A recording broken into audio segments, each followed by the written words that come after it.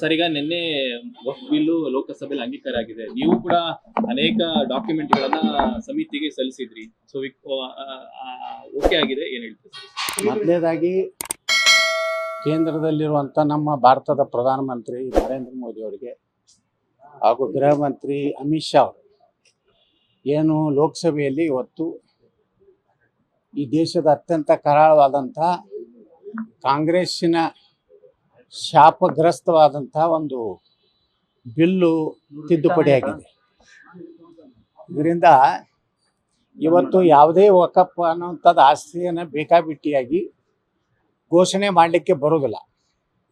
ಜಿಲ್ಲಾಧಿಕಾರಿಗಳಕ್ಕಿಂತ ಮೇಲಿನ ಅಧಿಕಾರಿಗಳ ಒಂದು ಪರಿವೀಕ್ಷಣೆಯಲ್ಲಿ ಅದು ಇವ್ರದೇ ಆಸ್ತಿಯವರು ಅಂಥದ್ದು ಮೊದಲು ದೃಢೀಕರಣ ಆಗ್ಬೇಕು ಅನ್ನೋಂಥದ್ದು ತಿದ್ದುಪಡಿ ಮಾಡಿದ್ದಾರೆ.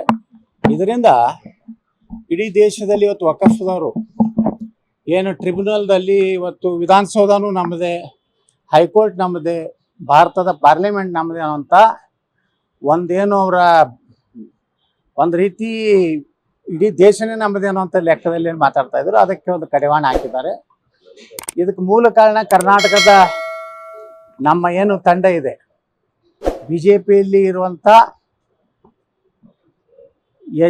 ಏನು ವಿಜೇಂದ್ರ ಚೇಲಾಗಳನ್ನು ಬಿಟ್ಟು ನಿಜವಾಗಿಯೂ ನಮ್ಮ ದೇಶದ ಜನರ ಪರವಾಗಿ, ನಮ್ಮ ರೈತರ ಪರವಾಗಿ, ನಮ್ಮ ಮಠ ಮಾನ್ಯಗಳ ಪರವಾಗಿ ಮತ್ತು ನಮ್ಮ ಸರ್ಕಾರದ ಆಸ್ತಿಯ ಪರವಾಗಿ ಹೋರಾಟ ಮಾಡಿದವರು ನಾವು ಮೊದಲು ಪ್ರಾರಂಭ ಮಾಡಿದವರು.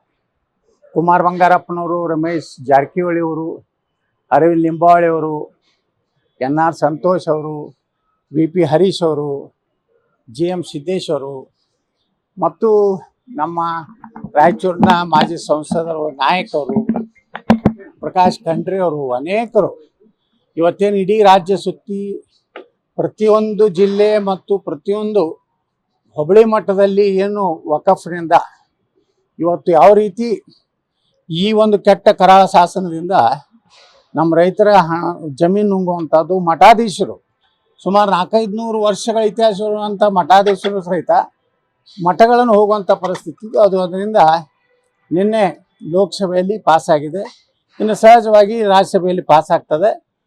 ಇನ್ನು ಮುಂದೆ ವಕಫ್ ಯಾವ್ದು ಬೇಕಾದ ಆಸ್ತಿಯನ್ನು ಕ್ಲೇಮ್ ಮಾಡಲಿಕ್ಕೆ ಅಧಿಕಾರಿಗಳು ಇರುವುದಿಲ್ಲ. ಅದಕ್ಕೆ ನಾನು ಇದನ್ನು ಹೃದಯಪೂರ್ವಕವಾಗಿ ಸ್ವಾಗತ ಬಯಸ್ತೇನೆ. ಲೇಟೆಸ್ಟ್ ಹಾಗೂ ಇಂಟ್ರೆಸ್ಟಿಂಗ್ ಸುದ್ದಿಗಳಿಗಾಗಿ ಬಾಸ್ ಟಿವಿ ಕನ್ನಡ ಚಾನೆಲ್ನ ಸಬ್ಸ್ಕ್ರೈಬ್ ಮಾಡಿ, ಹಾಗೆಯೇ ಬೆಲ್ ಐಕಾನ್ ಪ್ರೆಸ್ ಮಾಡಿ. ಇದರ ಜೊತೆಗೆ ಫೇಸ್ಬುಕ್, ಇನ್ಸ್ಟಾಗ್ರಾಮ್, ಎಕ್ಸ್ನಲ್ಲೂ ಮಿಸ್ ಮಾಡದೆ ಫಾಲೋ ಮಾಡಿ.